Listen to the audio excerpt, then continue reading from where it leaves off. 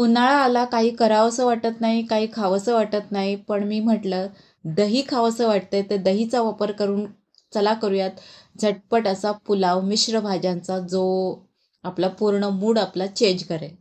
गॅसवर ठेवलेल्या भांड्यात चमचाभर तूप घालायचं. भाज्या पूर्ण कट करून घ्यायच्या. आता त्या तूप जे गरम झालं त्याच्यामध्ये काजूच्या बिया घालायच्या. त्या तुपावरती थोड्या परतून घ्यायच्या.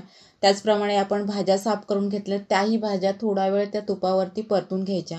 भाज्या परतून झाल्यानंतर साईडला काढून घ्यायचं आणि त्याच पॅनमध्ये पुन्हा थोडंसं तूपच घालायचं आहे. तुपामध्ये हा पुलाव छान लागतो.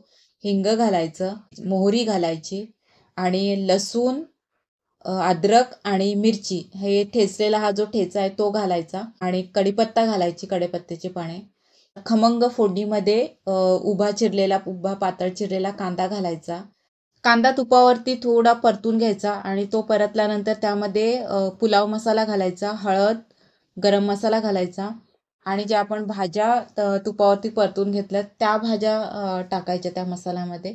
त्या मसाल्यामध्ये पूर्ण भाज्या अशा पुन्हा मिक्स करून घ्यायच्या, परतून घ्यायच्या. दही खावंसं वाटतंय तर दही घालायचं 1 वाटीभर आणि हे सगळं मिक्स करायचं. त्यानंतर भिजत ठेवलेले बासमती तांदूळ असतात ते त्यामध्ये मिक्स करायचं. हे खिचडीसारखंच आहे, फक्त आपल्या भाज्या साफ करून ठेवणारे असतील तर हा पुलाव एकदम झटपट होतो.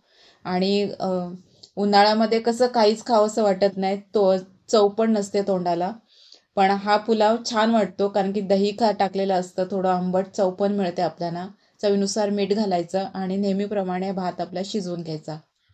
हा तयार होतो खिचडीप्रमाणे पटकन झटपट होणारा व्हेज पुलाव.